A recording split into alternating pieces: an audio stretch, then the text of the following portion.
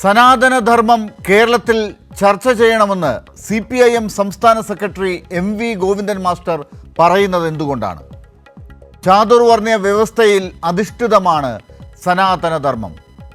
സംഘപരിവാരങ്ങളും അവരെ സഹായിക്കുന്നവരും ഫ്യൂഡൽ വ്യവസ്ഥയുടെ ഭാഗമായ സനാതനധർമ്മത്തെ പുണരുന്നവരാണ്.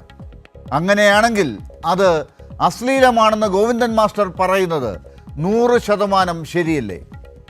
ആർഷഭാരത സംസ്കാരം പറഞ്ഞ് ചാതുർവർണ്ണത്തെയും സമുദായങ്ങളെയും സനാതനം എന്ന് തെറ്റിദ്ധരിപ്പിച്ച് രാഷ്ട്രീയ ലാഭം നേടുകയാണോ BJP സർക്കാർ?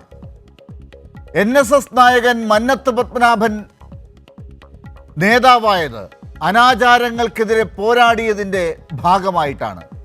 മന്നം പോരാടി പുറത്താക്കിയ അനാചാരങ്ങളെ മുറുകെ പിടിക്കണം എന്നാണോ NSS general secretary Sukumaran Nair പറയുന്നത്?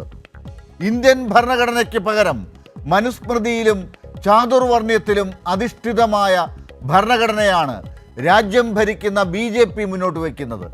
അവർ ഇപ്പോൾ അംബേദ്കറെ അപമാനിക്കുന്നതും നമ്മൾ കാണുകയാണ്. അവർക്കൊപ്പം നിൽക്കുന്നവരുടെ ലക്ഷ്യമെന്താണ്? കൃത്യമായി അർത്ഥമറിയാതെ സനാതനധർമ്മത്തിന് കൈയടിക്കുകയാണോ പാവപ്പെട്ട അനുയായികൾ? കോൺഗ്രസും ഇതിനൊപ്പമാണോ?